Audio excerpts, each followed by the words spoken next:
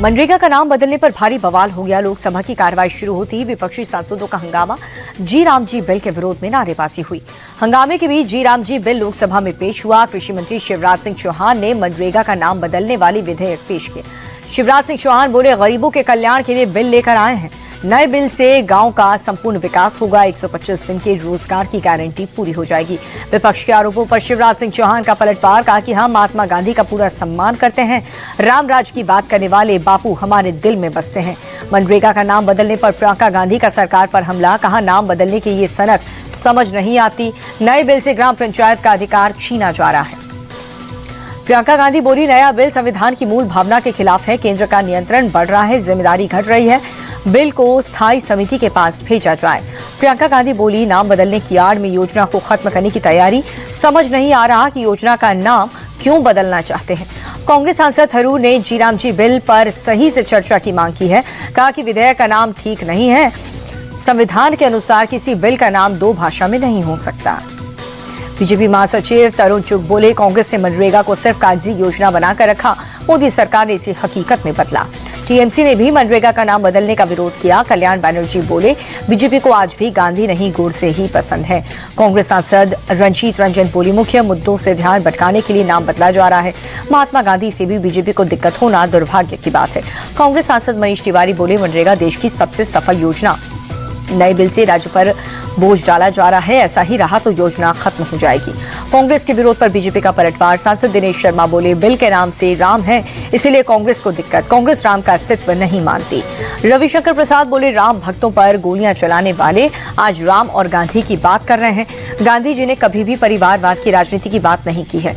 जी Ram ji bill को लेकर के अखिलेश यादव भी हमलावर, कहा कि सिर्फ नाम बदलने से कुछ नहीं होगा। बीजेपी सिर्फ नाम बदलकर दूसरे के काम को अपना बनाती है।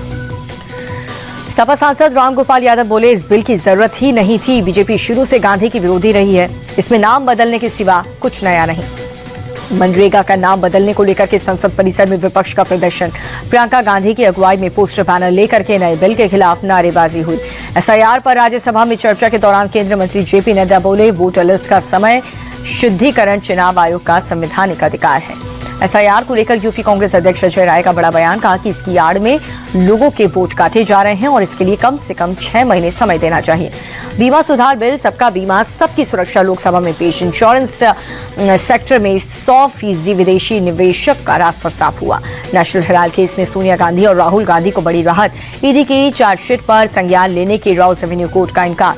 राउज रेवेन्यू कोर्ट ने कहा कि ईडी चाहे तो अपनी जांच जारी रख सकती है। निचली अदालत के फैसले के खिलाफ हाईकोर्ट जाने की ईडी की तैयारी। सोनिया राहुल को मिली राहत का कांग्रेस ने सत्य की जीत बताया। कहा कि मोदी सरकार की बदनीयत और गैर कानूनी तरीके से कई कार्रवाई बेनकाब हो गई। प्रियंका गांधी ने कोर्ट के फैसले का स्वागत किया। बोले कि हमने बार बार कहा कि सच्चाई की जीत होगी। इस पूरे मामले में कुछ भी नहीं है, सच्चाई सामने आएगी। कांग्रेस नेता और वरिष्ठ वकील अभिषेक मनु सिंह भी बोले, ये बहुत महत्वपूर्ण फैसला, एक खोखला मामला था जिसे इतने ऊंचे लेवल तक ले गया। कांग्रेस सांसद प्रमोद तिवारी बोले, सत्यमेव जयते, सत्य की जीत हुई। राजनीतिक बदले की भावना से सोनिया गांधी पर लगाए झूठे आरोप का पर्दाफाश हुआ। पीएम मोदी ने अम्मान में भारत जॉर्डन बिजनेस मीट में शिरकत की। बोले, भारत जॉर्डन का तीसरा सबसे बड़ा ट्रेडिंग पार्टनर। पीएम मोदी बोले, भारत आज दुनिया की तीसरी सबसे बड़ी अर्थव्यवस्था। भारत की ग्रोथ रेट 8% से ऊपर। पीएम मोदी ने जॉर्डन के क्राउन प्रिंस से मुलाकात की। दोनों नेताओं की कार में एक साथ बैठने की तस्वीर सामने आई। अम्मान में पीएम मोदी ने जॉर्डन म्यूजियम का दौरा किया। क्राउन प्रिंस अल हुसैन ने बारीकी से एक-एक चीजों को बताया। हिजाब विवाद पर घिरे सीएम नीतीश कुमार। आरजेडी का नीतीश कुमार का बड़ा हमला, कहा नीतीश की मानसिक स्थिति दयनीय है। आरजेडी ने नीतीश कुमार से इस्तीफा मांगा। कांग्रेस बोली, नीतीश की हरकत माफी लायक नहीं है। वायरल वीडियो को लेकर के नीतीश कुमार पर भड़की सपा सांसद डिंपल यादव, कहा कि एक मुख्यमंत्री को ऐसी हरकत शोभा नहीं देती। गृहमंत्री अमित शाह से मिले बीजेपी के नवनियुक्त राष्ट्रीय कार्यकारी अध्यक्ष नितिन नवीन शाह ने सफल कार्यकाल की शुभकामनाएं दी। नितिन नवीन ने केंद्रीय मंत्री नितिन गडकरी से मुलाकात की। राज्य कार्यकारिणी अध्यक्ष बनने पर बधाई दी। पंजाब के मोहाली में कबड्डी मैच के बीच मर्डर हुआ। सेल्फी के बहाने हमलावरों ने कबड्डी प्रमोटर राणा बलाचौरिया को गोली मारी। बम्बिहा गैंग ने हत्या की जिम्मेदारी ली। कर्नाटक में भ्रष्टाचार के खिलाफ लोकायुक्त का एक्शन। ग्रामीण पेयजल स्वच्छता विभाग की कार्यकारी इंजीनियर रुपला नायक के ठिकानों पर छापेमारी।